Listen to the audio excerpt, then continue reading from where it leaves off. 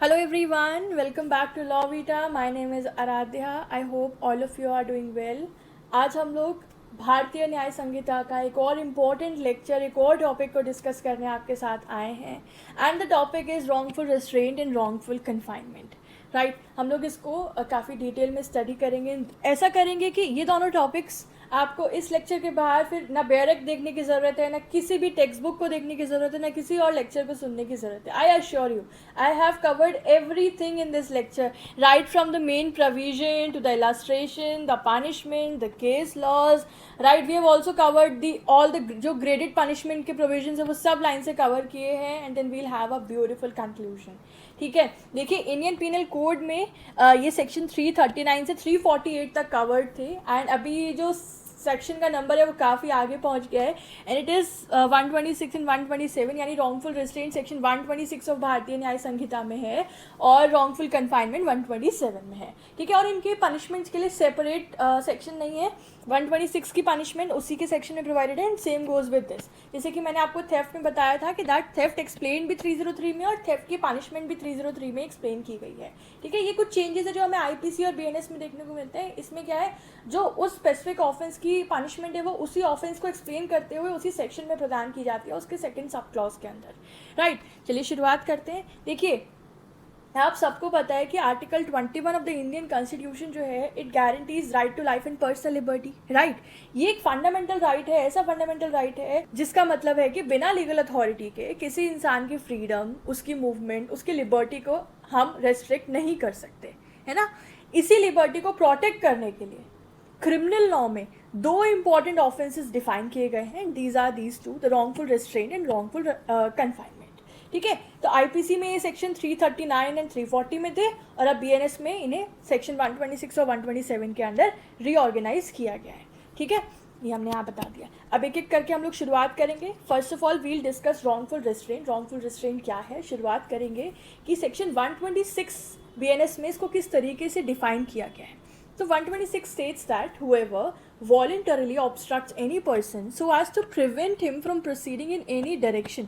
देखो एक एक word extremely important है. In any direction in which that person has a right to proceed, it is said to commit the wrongful restraint. यानी कि जो भी व्यक्ति किसी दूसरे व्यक्ति को किसी दूसरे व्यक्ति के रास्ते को इस तरह से ऑब्स्ट्रक्ट कर रहा है कि उस व्यक्ति को एक पर्टिकुलर डायरेक्शन में आगे बढ़ने से रोका जाए जिसमें उसको लीगली मूव करने का राइट था. ठीक है, मतलब ये एक, let me use another colour pen. ये एक रोड है, ये ए व्यक्ति है, ये बी व्यक्ति है. ए का कानूनी हक है कि वो इस रोड पर आगे जा सके. ठीक है, और वो जा रहा था पर बी आता है एक बदमाश व्यक्ति और वो उसके रास्ते को रोकता है, ऑब्स्ट्रक्ट करता है इस तरीके से कि वो अब इस डायरेक्शन में आगे नहीं जा सकता. So whoever voluntarily obstruct any person so as to prevent him from proceeding in any direction in which that person has a right to proceed, है ना, जिस डायरेक्शन में उस व्यक्ति का राइट है प्रोसीड करने का, ऑब्स्ट्रक्ट कर दिया जाता है तो ये कहा जाता है कि इस व्यक्ति ने रॉन्गफुल रिस्ट्रेंट का क्राइम कमिट किया है. ठीक है, तो सिंपल लैंग्वेज में अगर आपका किसी डायरेक्शन में चलने का हक है और कोई आपको जानबूझ के, याद रखना वॉलंटरली, जानबूझ के आपके उस राइट को वॉयलेट कर रहा है, आपको रोक दे रहा है, तो वहाँ पर वो व्यक्ति रॉन्गफुल रेस्ट्रेंट का क्राइम कमिट करता है. It's as simple as that.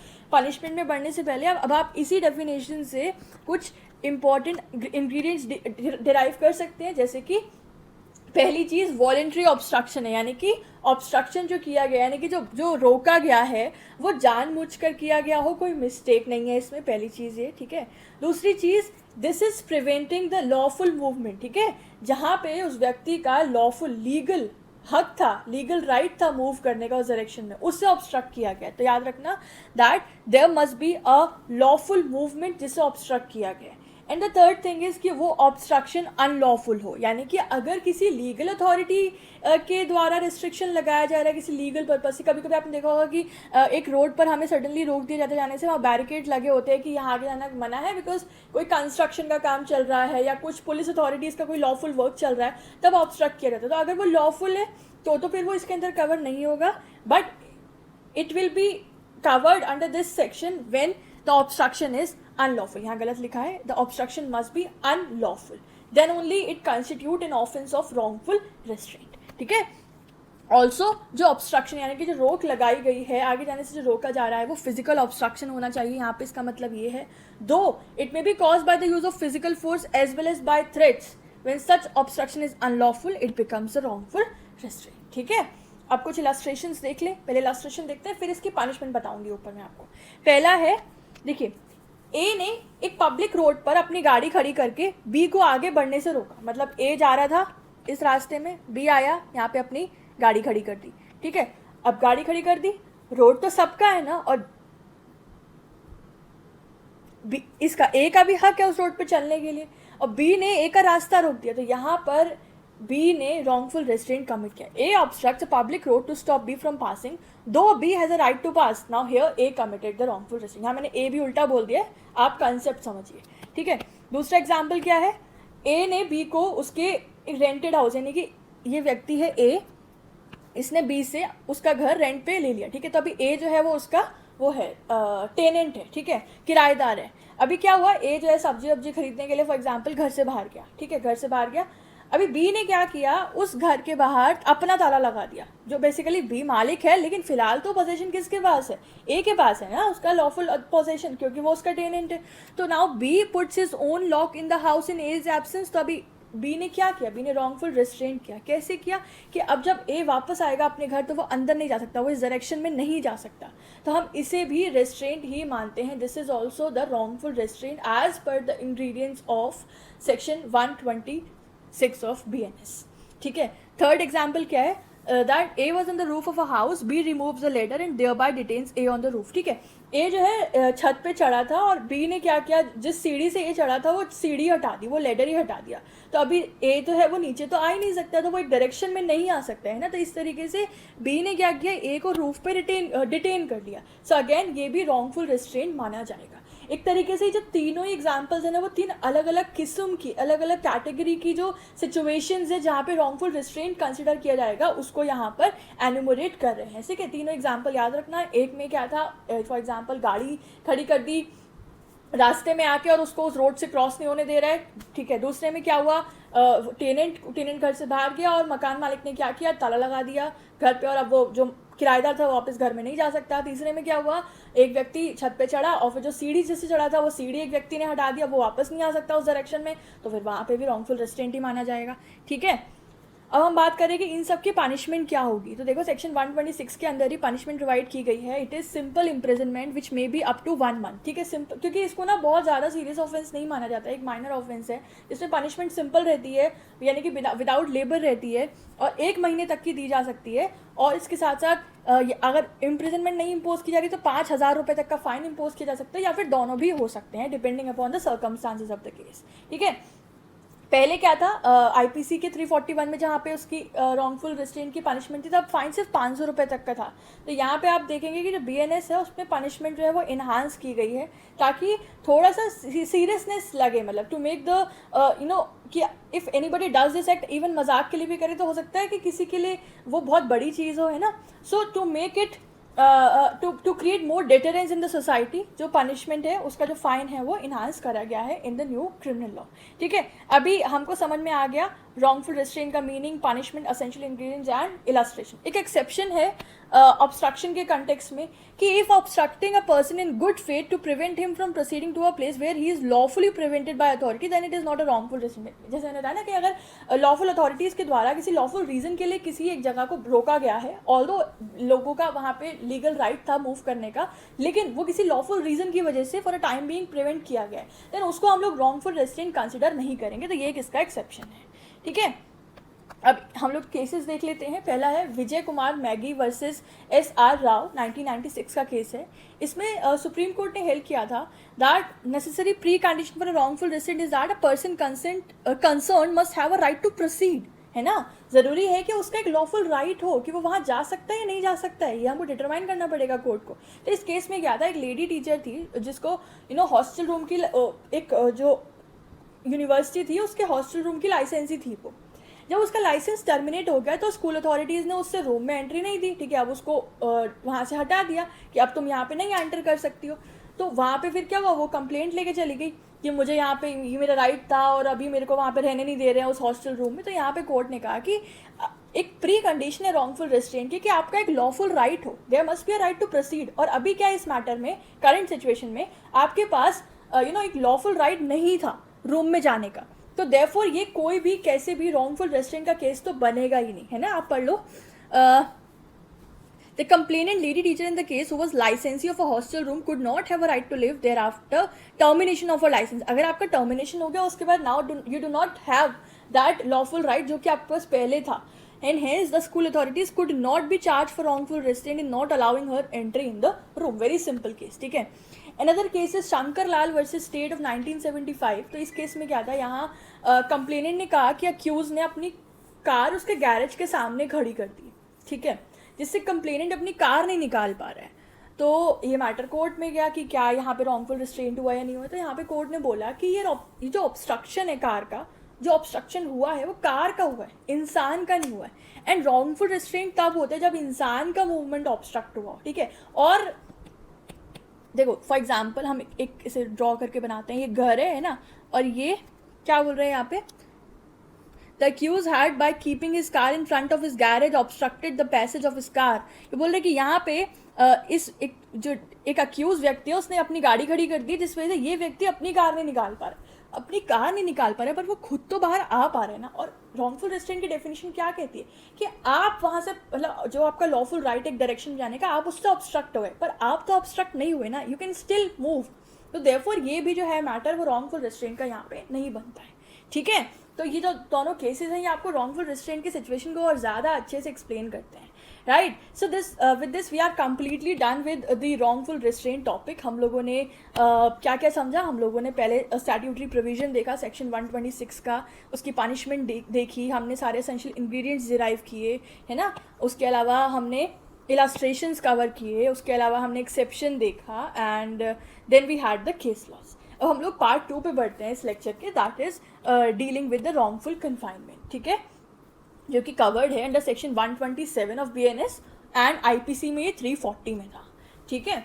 तो इसका क्या मतलब है आइए जानते हैं, ये है इसकी लीगल प्रोविजन का डेफिनेशन। तो देखिए, अगर कोई व्यक्ति दूसरे व्यक्ति को इस तरह से रेस्ट्रेन करे कि वो किसी बाउंड्री के बाहर, एक सर्कमस्क्राइब्ड लिमिट के बाहर नहीं जा पाए, तो उसे हम कहते हैं रॉन्गफुल कन्फाइनमेंट। समझो कि देखो यहाँ पे एक वर्ड यूज़ हो रहा है सर्टेन सर्कमस्क्राइब्ड लिमिट्स। तो बेसिकली मतलब है कि एक बाउंड्री फॉर्मेट है और उसके अंदर वो व्यक्ति खड़ा था या वहाँ बैठा था, और क्या किया, एक दूसरे व्यक्ति ने उसको ऐसे बंद कर दिया कि वो इस पूरे सर्कमस्क्राइब्ड लिमिट में से बाहर आ ही नहीं सकता है, ठीक है। तो इसे हम कहते हैं रॉन्गफुल कन्फाइनमेंट। ये ग्रेवर है in comparison to wrongful restrain. वहाँ पे क्या था, एक डायरेक्शन में रोका गया है मूवमेंट, यहाँ क्या हो रहा है, हर डायरेक्शन से जो है वो आपका मूवमेंट रेस्ट्रेन कर दिया गया है, ठीक है। तो रॉन्गफुल रेस्ट्रेन के अंदर बंदा एक डायरेक्शन में नहीं जा पाता, लेकिन रॉन्गफुल कन्फाइनमेंट में बंदा किसी भी बाउंडेड एरिया के अंदर पूरी तरह से बंद हो जा रहा है और फिर वो वहाँ से बाहर नहीं निकल पा रहा है ना। एक बार इसकी डेफिनेशन रीड कर लें। Whoever wrongfully restrains any person in such a manner is to prevent that person from proceeding beyond a circumscribed limit that is said to commit the wrongful confinement, ठीक है। अब यहाँ से इसके इंग्रेडिएंट्स डिराइव करो, क्या क्या हुआ। पहला, एक wrongful restraint लगाया गया है एक व्यक्ति के द्वारा एक व्यक्ति के ऊपर, ठीक है। वो जो विक्टिम है उसको एक फिक्स बाउंड्रीज के अंदर रेस्ट्रिक्ट कर दिया गया है। Such restraint prevent him from proceeding beyond certain circumscribed limit. And third is, उसको बाहर जाने से इलीगली रोका गया है ना। जो कन्फाइनमेंट है वो अनलॉफुल है।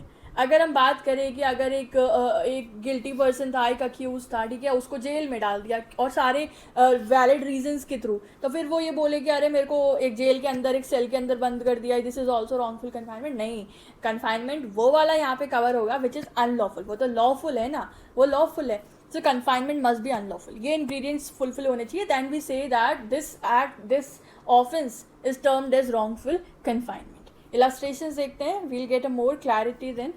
इलस्ट्रेशन पहला क्या है, A locks B in a room against his will, ठीक है। एक कमरा था, उसके अंदर ए गया, बी ने क्या किया, ताला मार दिया, अभी वो वहाँ से बाहर नहीं आ सकता। वो आपको रॉन्गफुल रेस्ट्रेन का केस याद है, उसमें क्या था, मकान मालिक आया, उसने अपने किराएदार के घर पे बाहर ताला लगा दिया और जो किराएदार था वो अंदर नहीं था, वो बाहर था, तो मतलब वो इस डायरेक्शन में अंदर नहीं जा सकता। और यहाँ सिचुएशन क्या है, वो अंदर फंसा हुआ है, वो बाहर नहीं आ सकता किसी भी तरीके से, ठीक है। तो ये ज़्यादा सीरियस हुआ ना कहीं ना कहीं। तो A locks B in a room against his will, तो therefore A committed here the wrongful confinement.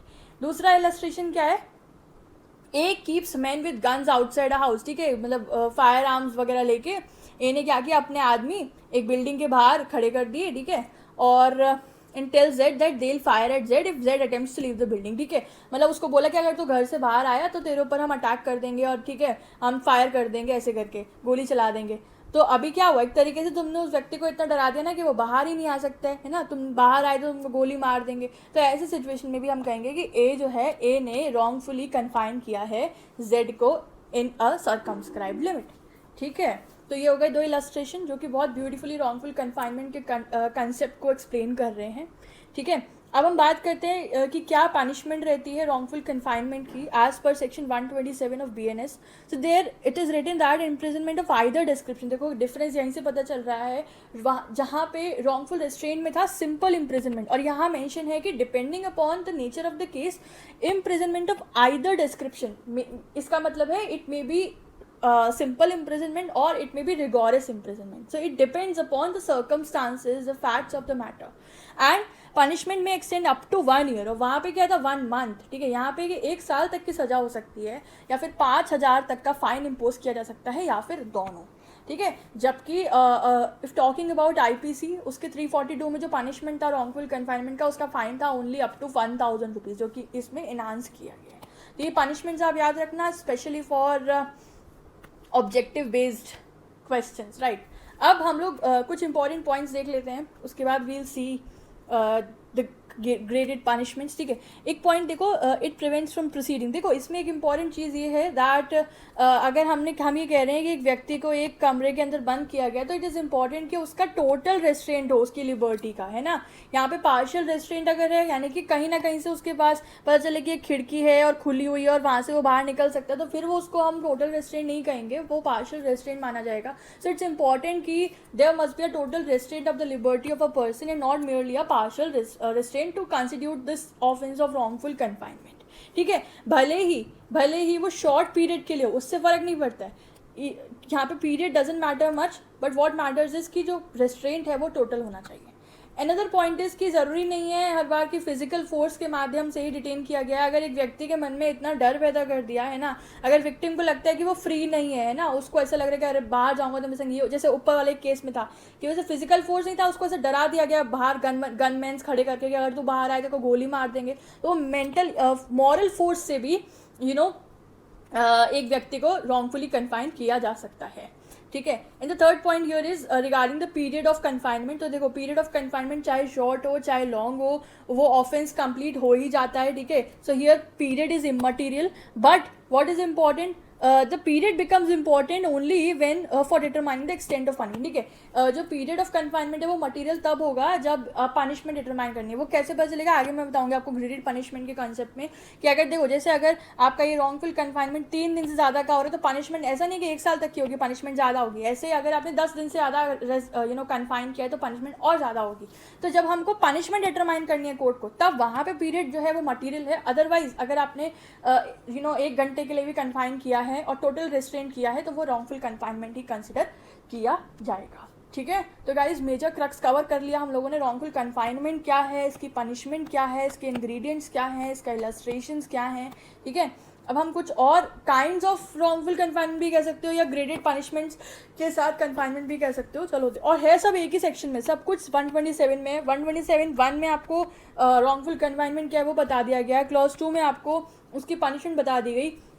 अब क्लॉज 3, 4, 5, 6, 7, 8 में ग्रेडेड पनिशमेंट या enhanced form of wrongful confinement explain किया गया है, ठीक है। तो क्लॉज 3 किसके बारे में बात करता है, talks about that wrongful confinement for 3 or more days, ठीक है। अगर किसी ने रॉन्गफुल कन्फाइनमेंट 3 या 3 दिन से ज़्यादा का किया है तो वहाँ पे पनिशमेंट होती है अप टू 3 years, ठीक है। देख लियो नॉर्मली में 1 साल तक थी, मतलब ये है कि देखो अगर तुमने 2 दिन तक कन्फाइन किया है तो आप 1 साल तक की सज़ा भुगतोगे, पर अगर आपने 3 दिन से ज़्यादा कन्फाइन किया है तो आपको अप टू 3 years का फाइन इम्पोज हो सकता है, इम्प्रिजनमेंट लग सकती है। And fine up to, and भी नहीं है, कंपल्जन है यहाँ पे, प्लस है, and fine up to 10,000 rupees rupees, 10,000 तक का फाइन आपके ऊपर इम्पोज हो सकता है। क्लॉज 4 बात करता है कन्फाइनमेंट फॉर 10 और मोर डेज, ठीक है। अगर 10 दिन से ज़्यादा तुमने कन्फाइन करा, उसको बंदी बना के रखा इलीगली, तो पनिशमेंट होगा अप टू 5 ईयर्स, 5 साल तक की सज़ा, और fine not less than 10,000 rupees plus, sorry. आगे clause 5, confinement after writ of liberation issue, ठीक है। क्या सिचुएशन है यहाँ पे कि एक व्यक्ति के के लिए रिट इशू कर दी गई है, उसको रिलीज का ऑर्डर दे दिया गया है, ठीक है, बाय द अथॉरिटी, उसके बावजूद तुम उसको रिलीज नहीं कर रहे हो, यहाँ पे सिचुएशन ऐसी है, तो वहाँ पे पनिशमेंट है imprisonment up to 2 years in addition to any other term under this chapter, ठीक है। पहली तो कि तुमको जो तुमने क्राइम किया है उसकी पनिशमेंट उसके साथ साथ 2 साल तक की सजा हो सकती है प्लस फाइन, ठीक है, अगर रिट का जो ऑर्डर है वो रिलीज हो गया है फॉर रिलीजिंग दैट पर्सन, ठीक है। Clause 6 talks about confinement in secret, भाई तुमने एक ऐसी जगह उसको कन्फाइन किया है, उसको बंदी बना के रखा है जिसके बारे में किसी को नहीं पता, तुम ना पब्लिक सर्वेंट पता लगा पा रहे हैं, इतना खोजबीन कर लिया, मिल ही नहीं रहे हैं, इस तरह का सिचुएशन हो गया है, ठीक है। The confinement is such that it is not known to any person interested or to any public servant, or the place of confinement is not known or discoverable, ढूंढने पे मिल ही नहीं रही है। Then imprisonment up to 3 years in addition to any other term, ठीक है। अगर तुमने कोई और उसमें अगर कोई और क्राइम कॉन्स्टिट्यूट हो रहा है तो उसके साथ साथ तुमको 3 साल तक का सजा जो है वो यहाँ पे दिया जा सकता है, ठीक है। Clause 7 talks about to extort the property and to do the illegal act, ठीक है। अगर तुमने रॉन्गफुल कन्फाइनमेंट एक पर्पस के साथ किया, वो पर्पस था प्रॉपर्टी एक्सटॉर्ट कराने का या किसी कोई और इलीगल एक्ट कमिट करने का, तो पनिशमेंट है punishment up to 3 years plus fine. In clause 8, the last sub clause talks about to extort the confession, detect the offense or misconduct, compel the restoration. अगर तुम्हारा ऑब्जेक्टिव था कोई confession वगैरह उगलवाना, confession लेने का, ठीक है, या कोई और मिसकंडक्ट करने का या प्रॉपर्टी रिस्टोर कराने का, तो इस तरह के सिचुएशन में इस ऑब्जेक्टिव के साथ if the person is committing the wrongful confinement, तो punishment is up to 3 years plus fine. तो यहाँ पे मैक्सिमम पनिशमेंट आपकी रहती है। वैसे तो ये वाली सब में है कि अगर आपका फॉर एग्जांपल आपने इस वाले मैटर में, रिट वाले मैटर में आपने कोई और क्राइम भी कमिट किया, 5 साल की सज़ा वो हो गई और यहाँ पे 2 साल तक की सज़ा, तो 7 साल तक की सज़ा हो सकती है ना। और वैसे यहाँ पे मैक्सिमम है 10 days तक, अगर आपने यहाँ 10 से ज़्यादा डेज तक कन्फाइन किया है तो 5 साल तक का आपको इम्प्रिजनमेंट इम्पोज हो सकता है एज पर क्लॉज 4, ठीक है। तो ये हो गई सारे kinds of wrongful confinement we have cover, ठीक है। ऑलराइट, तो रॉन्गफुल कन्फाइनमेंट को लेके 2 केसेस हमने ऐड किए हैं, लेट्स क्विकली सी देम। पहला है स्टेट वर्सेस बालाकृष्णन ऑफ 1992। इसमें क्या था, इसमें कोर्ट ने बोला कि इसमें क्या हुआ था, that petitioner was detained in a police station and the accused claimed that the complainant had the liberty to go from the police station। तो अक्यूज ने कंप्लेनेंट को पुलिस स्टेशन में लीगली डिटेन किया, ठीक है। तो इस मैटर में कोर्ट ने कहा दैट पुलिस स्टेशन में भी अगर इंसान को बिना अथॉरिटी के रोका जाता है तो ये भी रॉन्गफुल कन्फाइनमेंट माना जाएगा। Madras high court held that if a citizen enters a police station and the police officer has the authority to prevail the jurisdiction and entertain the matter, that thus it was held that the accused committed the offence of wrongful confinement. Another case is state of Gujarat versus Keshav Lal Magan Bhai of 1993। Okay, इसमें court ने कहा that actual physical restriction ज़रूरी नहीं है, अगर victim के mind में ये इंप्रेशन हो गया है कि वो फ्री नहीं है, मतलब वो तो बाहर ही नहीं जा सकता उसके। आप लोगों ने सुना होगा there are recent very famous cases of digital arrest. इस तरीके का मेंटल प्रेशर और ऐसे मैनिपुलेट कर दिया जाता है, आपको इतना थ्रेट आपके अंदर क्रिएट कर दिया जाता है that you are so much afraid to go out. आपको डर लगता है, आप बाहर नहीं जा सकते, बाहर जाओगे तो ऐसा हो जाएगा, वो हो जाएगा, तो आप अपने ही एक रूम के अंदर हॉस्टाइल हो जाते हो, है ना, आप हॉस्टेज बन के रहते हो, right. So it's not important always that there is a physical restriction. अगर आपके माइंड में इस तरीके का डर पैदा कर दिया जाता है, it is sufficient if the evidence shows that such an impression was produced in the mind of the victim, a reasonable apprehension in his mind that he was not free to depart, कि वो बाहर नहीं जा सकता है, तो भी माना जाएगा कि यहाँ पे wrongful confinement का जो है क्राइम कमिट किया गया है, ठीक है ना। चलिए, हो गया, हम लोगों ने wrongful restrain and wrongful confinement को एवरी एस्पेक्ट से कवर किया है एंड ट्राइड माई बेस्ट कि आपको हर तरह से ये कॉन्सेप्ट क्लियर हो, चाहे आप ऑब्जेक्टिव एग्जाम की तैयारी कर रहे हो, चाहे आप सब्जेक्टिव एग्जाम की तैयारी कर रहे हो, ठीक है। अब हम इस लेक्चर को सम अप करेंगे इन दोनों कॉन्सेप्ट में डिफरेंस जानते हुए। तो देखो, अब तक सब कुछ पता चल गया तुम लोग को रॉन्गफुल रिस्ट्रेन में क्या हो रहा है। पहले तो आप तो यहाँ पे सेक्शन लिख देना, ठीक है, जब भी आप लिखो this is 126 and this is 127, है ना। देखो, रॉन्गफुल रेस्ट्रेंट में पार्शियल रेस्ट्रेंट रहता है लिबर्टी का, ये हम जान चुके हैं। यहाँ पे टोटल रेस्ट्रेंट हो रहा है पब्लिक लिबर्टी का। रॉन्गफुल रेस्ट्रेंट में उस व्यक्ति को प्रिवेंट किया जा रहा है एक डायरेक्शन में मूव करने से जहाँ पे उसका लीगल राइट है। यहाँ पे क्या है, एक व्यक्ति को रखा जा रहा है, keeping a person with in a certain boundary और सर्टेन सर्कमस्क्राइबिंग लिमिट, ठीक है, बाउंडेड एरिया के अंदर बंद कर रहे हैं। यहाँ पे क्या हो रहा है, ये इतना भी सीरियस ऑफेंस नहीं है और इसलिए इसका पनिशमेंट थोड़ा लेसर पनिशमेंट का रहता है। यहाँ पे ये क्योंकि ज़्यादा सीरियस ऑफेंस है इसलिए मोर सीवियर पनिशमेंट इम्पोज किया जाता है। यहाँ पे मूवमेंट एक डायरेक्शन में ऑब्स्ट्रक्टेड है और यहाँ पे मूवमेंट हर डायरेक्शन में ऑब्स्ट्रक्टेड है ना।